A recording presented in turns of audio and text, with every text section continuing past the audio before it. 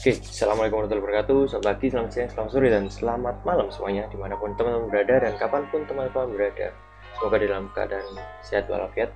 Amin ya rabbal alamin. Oke, di video kali ini saya akan melanjutkan dari praktikum kemarin atau percobaan kemarin terkait getting data from user, dan sekarang adalah displaying data. Kalau kemarin mengambil data, sekarang menampilkan data. Oke, berbicara tentang tampilan data, dalam sendiri itu mempunyai data formatter, teman-teman. Kita bisa mengambilnya dengan memanggil kelas ini, tinggal taruh aja di atas. Oke, lalu kelas ini dapat mengakses YF formatter, itu untuk memformat datanya, misalnya ingin di model seperti float, integer, atau tanggal, atau seperti apa, long, dan lain sebagainya. Kelas formatter ini dapat digunakan format tanggal, nilai, angka, persentase, dan lain-lain, seperti contohnya di bawah ini. Nah, apa ini? Di sini ada tanggal, lalu ada persen, lalu di sini ada ini add, yaitu untuk email, lalu untuk boolean juga ada, ini tanggal lagi, ini persentase. Oke, date formatter with local tanggal, format tanggal ini teman-teman.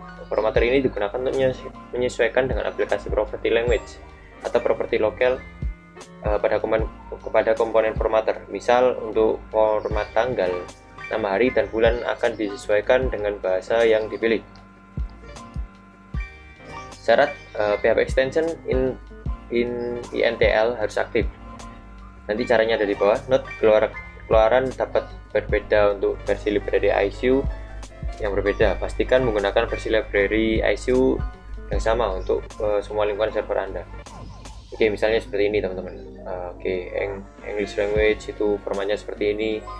Lalu untuk DE ini Dutch ya teman-teman, atau Belanda, itu formatnya seperti ini. Lalu untuk Russian itu seperti ini. Jadi ini menyesuaikan dengan format itu lokal ataupun language yang kita gunakan. Oke, selanjutnya konfigurasi formatter sendiri. Kita dapat mengubah nilai default dari formatter ini melalui file konfigurasi dari aplikasi kita, misalnya WPHP. Untuk basic template kita tambahkan saja komponen formatter, atau mungkin harusnya ada ya di basic ini. Kita lihat saja di web.php. Oke, di sini ya, web.php, di komponen, lalu nggak ada, berarti kita harus menambahkan sendiri untuk formatternya. Jadi kita tambahkan saja formatter di sini. Nanti formatternya akan menyesuaikan file-file kita nanti, dan itu akan terimplementasi ke semua file-file. Lalu nilai default tersebut dapat di-override melalui properti pada pemanggilan metode. Perhatikan contoh pada di bawah ini, misalnya seperti ini teman-teman. Kita menuliskan 2014 0101, maka akan keluarnya seperti ini tanpa format apapun. Kalau kita nggak masukkan tipe datanya ataupun formatnya, akan otomatis jadi 1 Januari 2014. Namun ketika kita menggunakan long, itu akan muncul seperti ini, Januari 1 terus koma terus 2014. Lalu beda lagi kalau kita menggunakan format lengkap seperti ini, di month years, nah seperti itu, di mmm y akan muncul seperti ini, 1 Januari 2014. Oke, lalu memformat tanggal dan waktu. Class formatter memiliki beberapa metode berbeda untuk memformat nilai tanggal dan waktu. Date, yang pertama ada date, yaitu menampilkan tanggal, contohnya 1 Januari 2016. Lalu ada time, itu untuk menampilkan waktu, misalnya sesuai format 24 jam ya teman-teman, 14,23 seperti itu. Terus date time ini lengkap antara jam dan tanggal. Lalu kalau timestamp ini berdasarkan kan ya, Unix itu nomor pada komputasi loh. Ini udah mulai dari jauh-jauh waktu, detik dari awal sistem operasi itu ditemukan hingga saat kita mengaksesnya. Saat ini misalnya seperti itu. Lalu relative time ini contohnya seperti ini, 1 jam yang lalu, 2 jam yang lalu, seperti itu. Ini adalah tampilan interval waktu antara nilai tanggal dan waktu saat ini. Lalu format dari datetime dan datetime dapat diatur secara global melalui konfigurasi komponen formatter pada properti date format, time format, dan juga datetime format. Nanti kita bisa customize sendiri. Nilai pada properti di atas dapat berupa short, medium, long, ataupun full. Kita juga dapat mengatur lebih detail sesuai dengan aturan dari library ISU. Untuk melihat library-nya bisa dicek di sini. Ini bisa kita klik. Oh, nggak ada koneksi internet. Mungkin kita bisa sambungkan terlebih dahulu.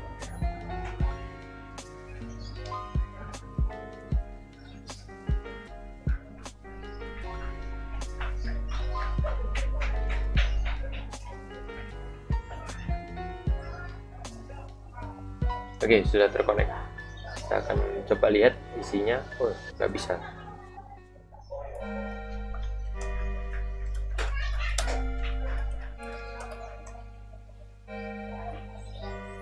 Oke. Nah, seperti ini. Teman-teman bisa lihat di sini untuk tambahan lebih lanjut terkait ISU user guide. Oke, kembali ke materi. Lanjutnya adalah memformat angka seperti yang dijelaskan di awal. Untuk memformat angka, kelas formatter menyediakan beberapa metode. Yang pertama ada integer, contohnya ya angka-angka integer atau bilangan-bilangan bulat seperti itu. Lalu ada desimal, tampilan angka desimal ini contohnya koma-koma seperti itu. Ada juga ada persen, itu ada persentase, ada simbol persen di belakangnya. Lalu scientific itu ada nya ini atau 10 pangkat min, nah itu bisa dibilang seperti itu. Lalu ada currency atau uang, mata uang seperti itu. Dan juga kalau mata uang ini bisa menyesuaikan dengan lokal juga. Kalau sebelumnya itu tanggal juga menyesuaikan, ini untuk currency juga menyesuaikan. Lalu ada size ini bisa GB-bytes, lalu kilobyte, lalu megabyte seperti itu. Lalu ada short size seperti size namun dalam bentuk pendek, contohnya seperti ini. Ini singkatan-singkatan saja, kurang lebih seperti itu. Contohnya pada kolom di bawah ini. Oke, kemudian ada format lainnya. Ada apa aja itu? Selain untuk memformat angka, class formatter juga selain untuk memformat angka dan tanggal, class formatter dapat digunakan untuk memformat nilai raw, teks, end text, paragraf, HTML, image, URL dan juga boolean. Untuk nilai 0, kosong, formatter akan menampilkan sebagai sebuah placeholder yang secara default bernilai not set. Kata not set ini akan ditampilkan sesuai dengan konfigurasi bahasa. Misalnya bahasa Indonesia tidak tersedia, kalau belum ditentukan sih kalau not set itu. Lalu dalam bahasa Inggris akan dalam bahasa Inggris, dalam bahasa Rusia akan dalam bahasa Rusia, dan itu juga seterusnya. Juga kita dapat mengkonfigurasi properti null display ini untuk mengatur custom placeholder. Jadi semisal emang nggak diisi, kita bisa mengcustomize dengan mengisikan apa yang kita inginkan, apa kata yang kita inginkan seperti itu. Oke, lalu ada pagination teman-teman. Untuk pagination sendiri itu bisa diartikan tempat kita untuk berpindah antara page ke page yang lain gitu. Ketika terdapat banyak data yang ingin ditampilkan dalam beberapa halaman, dibutuhkan namanya pagination. Untuk memanggilnya kita juga bisa memanggil properti y data pagination. Properti total count harus diisi dengan jumlah data keseluruhan. Misalnya datanya ada 10 ya 10, data 11 seperti itu. Lalu untuk mengatur jumlah data per halaman itu ada namanya page size. Jadi misal total datanya 10, kita ingin tiap halaman itu menampilkan 3 data saja. Jadi page size-nya kita tulis 3. Nanti secara otomatis pagination-nya akan menjadi kalau 3 berarti kan 3 seperti itu. Jika kita menggunakan data provider dan salah satu dari data widgets, pagination secara otomatis akan aktif seperti widget tadi atau data provider. Lalu pengurutan atau sorting, Y menyediakan class Y data sort untuk menangani sorting. Buat sebuah objek dengan class sort seperti contoh pada di samping ini. Nah ini sort new Y data sort, tambahkan atribut untuk menggunakan pengurutan dalam array pada properti attributes. Nah ini age dan juga name, jadi ini akan diurutkan berdasarkan usia dan juga nama. Lalu gunakan objek tersebut membuat model data, masukkan pada order by. Order by ini urutkan berdasarkan apa, seperti itu. Lewat objek tersebut view bersamaan dengan models. Tampilkan link untuk pengurutan data view, jadi nanti kita bisa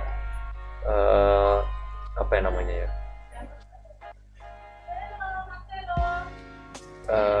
mengurutkan berdasarkan namanya seperti itu. Jika kita menggunakan data provider dan salah satu dari widget, sorting secara otomatis juga akan aktif, sama seperti pagination sebelumnya.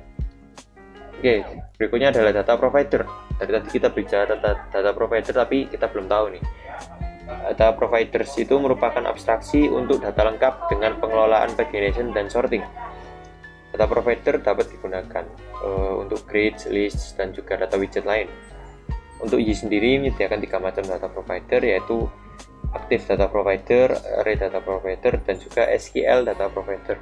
Tentunya untuk SQL developer atau untuk menangani database berbentuk SQL.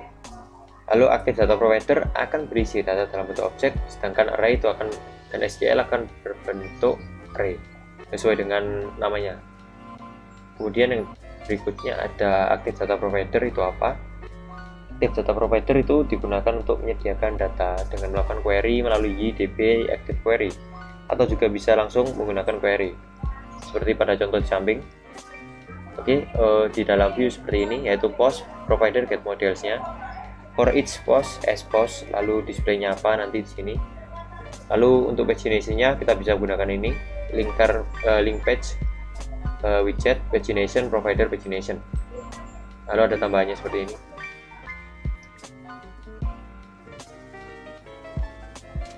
Oke, berikutnya langsung saja kita berlanjut ke SQL Data Provider. SQL Data Provider digunakan untuk menyediakan data menggunakan script SQL dasar.